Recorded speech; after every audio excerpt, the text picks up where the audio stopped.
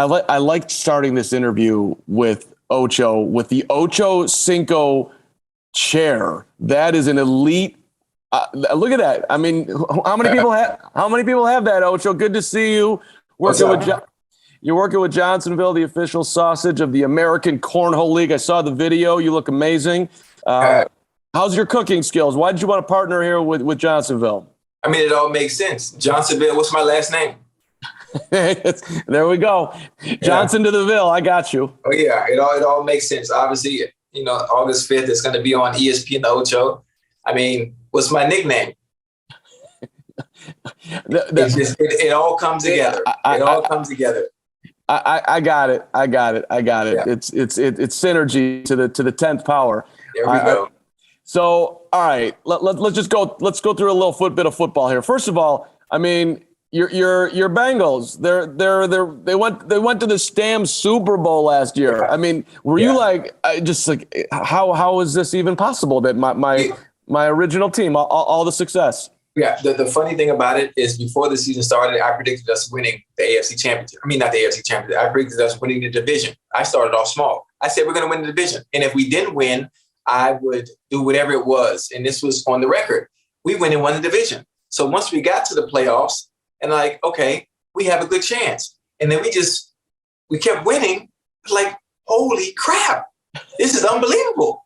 And I was stoked. I mean, I'm standing on couches, breaking stuff in the house. When they would win, it's like, dude, McPherson, Burrow, Chase, everybody had key plays throughout the playoffs that allowed us to get to that point. And that was so exciting. And I'm really hoping, for one, I understand the difficulties and how society and through sports, we've been spoiled with the Patriots continuously going year in and year out. And I don't think people understand how difficult it is. It's so difficult to get back. Dan Marino played with the Dolphins for how long? It went early in his career and was never able to reach, that stage again. And I'm hoping for us in Cincinnati, we continue to build and put the right pieces around Burrow, which are already phenomenal. And we have a chance at doing that again. So do you look at Cincinnati right now as the what in the AFC? Favorite? They're top, probably three. Obviously, with the team that have been consistent doing it year in and out, Mahomes, the Bills. I mean, we have to be realistic. They've been able to do it, and they're going to be in contention year in and year out. And I think we have a chance to get to that point as well because of Joe Burrow and his eliteness at the quarterback position. We're going to be in a position to be one of those in contention no matter what happens. What impresses you most about Jamar? I mean, 1,455 receiving yards as a rookie ain't bad. You're shaking your head, I think, in appreciation. Everything. Yeah. Everything. Listen, he did something that's never been done before as a rookie. He said, I'm coming in to break every record. And guess what he did? Not every, but he broke a record right away off the back. So that means that lets me know one thing. He makes good on his promises. And that's very difficult to do, especially at the highest level. Bengals fans were on him when he was dropping balls in the preseason. They're like, he did that on purpose. He did it on purpose. Yeah, that was. I don't mean to curse, but that was a mind F-U-C-K. I'm not going to curse. I'm not going to say it. That's all that was. What you think he was setting everybody up? I can't play. Yeah, he's setting the Listen, he just getting. It's like riding a bicycle. He took a year off from college.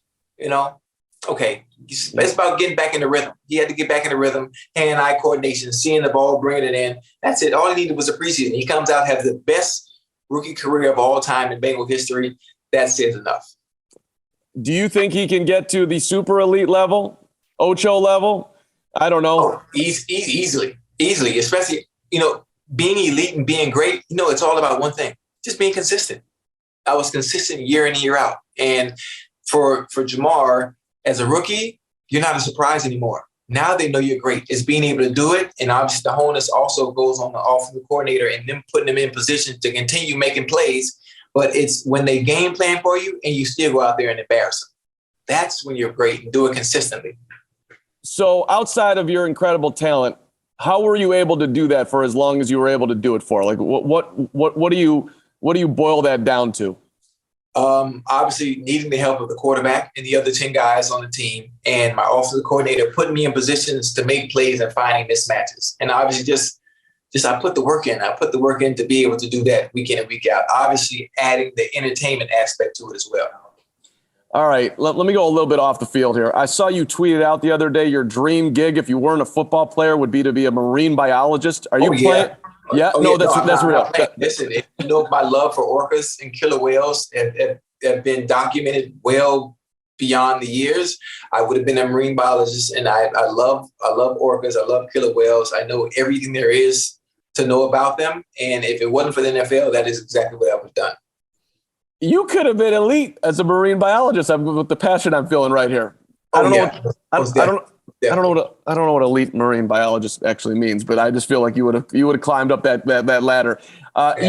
Ocho, you love Madden rankings. So, and we were talking about Jamar. They rated him at an 87, same as Brandon Cook, same as AJ Brown. Right. You want to re-rate him for us? You know what? He's great. He's already great at what he does. And knowing me being a part of those ratings and knowing Jamar and how he is and the way he's built his mentality, he would take that 87 and say, you know what? By week 5, I'll be a 93. Or by week 7, I'll be a 95.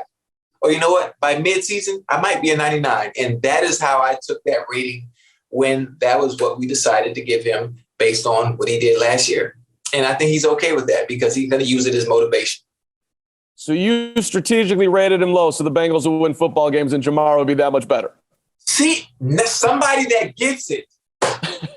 Somebody that gets it. I didn't want to go there and say it like that. That is exactly what we did. Hey, listen, none of this really matters at the end of the day. So listen, you got self-interest in there. I appreciate it. That's fine. Are you doing the same thing with Patrick Mahomes? Because he's below Brady and he's below Aaron Rodgers. I'm sorry, Patrick Mahomes is not below Tom Brady right now. Maybe back in the day, but go ahead. Listen, we have to find ways to continue to light a fire under some of these dudes. And that is one way to do it. That is one way to do it. All right. Fair enough. Hey, I want to go back in time just a little bit here. Are you still eating McDonald's as often as you did as a player? And is that really, yeah. Back then I kind of switched up. Right now I'm eating Johnsonville brats. I'm eating Johnsonville brats right now. That is my diet. That is what I consume each and every day for dinner. And that's just what it is. But before you partner with Johnsonville back in the day, how many days a week did you eat Mickey D's? I mean, every day. It's a great way to save money, which is why I have 80% of my salary from my playing days. You have 80% of your dough? Of course. I wasn't spending nothing. No. What was the most expensive thing you ever bought that you're like looking back at it now, like maybe I didn't need that, or that was the sweetest purchase of my life. I earned it. Well, there's a funny thing about it. All the things I purchased that were of true value didn't come from football money. It came from commercials, endorsements, and some of all the TV shows I were doing at the time. Who taught you the value of the almighty dollar, and you didn't end up? My grandfather. My grandfather was extremely cheap. He was extremely cheap, but he had money, which is weird. All right, why do you have money and you're not splurging? And you're not. We live in Miami. I'm from Miami. You know, Miami is about image, looking a certain way, and he was a complete opposite of that. And it's the way I am today. I'm from Miami, and Miami is about being flashy, being seen and being flamboyant. And I had the persona of that on the field, but off the field, I'm completely different. Like I'm trying to say, hell, I lived in the damn Bengals stadium the first 2 years because I didn't want to rent a place.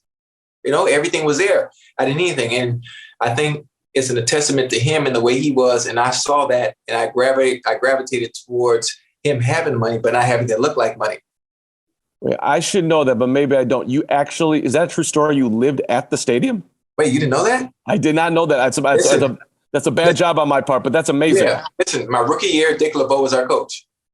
I come in, they show me around the stadium. Dude, they have a player's lounge, they have a cafeteria, they have a cook, they have video game system, they had a huge TV, they had the showers in there. So my first thing to my agent was like, why am I getting a place? Why am I renting a place? Why are you telling me to go look for a place when everything I need is right here?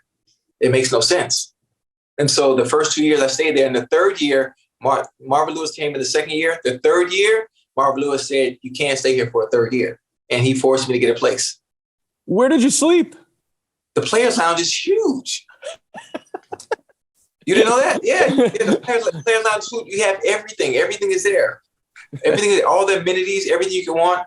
And I was locked in. Hell, I didn't leave my grandmother's house, who I grew up with, until my 5th year in the league. Did you bring friends of the program back to the facility? How did that go down? No. No. I was legitimately locked in. It was just football. I wouldn't even think about that. Did you talk to guys a lot, Ocho, about dollars? Like, hey, when you were seeing dudes maybe living too tall? No, not really, because I never actually got to see how dudes live, because once I'm outside of that environment, I'm home, I'm gaming.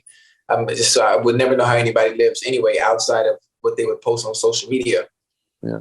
10 years from now, or that's too far out. Let's just go. What motivates you most right now? Just your daily life. What excites you about getting up each day? Wanting to be good at boxing. Wanting to be good. Understanding the dangers that I put myself in and wanting to do it full time, sacrificing, knowing what it takes to be good at something, football, and transition into something else that you're okay at, but don't understand the basic fundamentals of it, but wanting it so bad that you're going to sacrifice and put that same time in that you did with playing receiver to get good at it. Like, that excites me. The structure, the discipline, the time it takes, the years it takes, people that have done it all their life and not wanting to disrespect them in their sport, and you putting that same value into it that they do. That excites me. Getting up every day, understanding when I step back in the ring again, I can get effed up. Like, that's exciting. That danger. You got to fill that vacuum, right? When you live the competitive life, something's got to come in. All right, two real quick ones on the way out. Best memory or biggest learn from your time in New England? It was awesome. You were going to win. You could go there. You could go there back then during that time, and guess what? They're going to put you in a position to win. It was fun. Wasn't able to contribute the way I wanted to, obviously. Hell, did they really need me? They had Gronk, they had Welker, they had Edelman, they had Aaron Hernandez. I mean, really? Where did I even fit in? But listen, I enjoyed the ride. I've never been to the Army. I've never been to the military. But if I had to take a guess on what it's like being part of the services, that's what it's like playing in New England. And it was a great time. For me, it was a great time. Bill, cool. I'm one of the few people that he can smile with, and you can make him smile and make him laugh. But what you see is what you get. And that environment it gave me a better understanding of why they won year in and year out, outside of having that special piece in Tom Brady. Yeah, I was going to say there's some serious Bill Belichick respect there in what you just said. Yeah. All right, give me one on the CFL. What's it like up there? What was the? Listen, in the CFL, there's only 1,500 players in the NFL, right? Mm-hmm. So I go to the CFL and thinking, okay, this is going to be a breeze. I get there, first practice, I'm like, whoa, these dudes are good. And so every week we would play a different team, Toronto, Saskatchewan, and I'm looking at the landscape like, why are you not down there? The numbers. There's only so many people and certain opportunities, and dude, the CFL was really very surprising because everybody was good. Shit, they were good enough to be down here playing in NFL. I'm giving this because that's what amazes me most about your level that y'all get to, because the margin is so small. Right. And what separates the dudes that get there, stay there. Right. That's those are the things that I always want to know. Like, how did because it's the competitive. You got to be motivated every day to do it, or else someone's coming for you. Oh yeah. So anyway, you're one of the all-time best to do it, Ocho, and I love the energy. Yeah, it was awesome to talk to you. Johnsonville, get those brats and win that cornhole. And who's on the way out? Your Super Bowl prediction this year? Who you got? I got Bengals. I'm not sure who they're playing, but I got Bengals. Okay. Cincinnati all day. All right. Hey, it'd be fun if they get there. Thanks, Ocho. Appreciate you. Bye.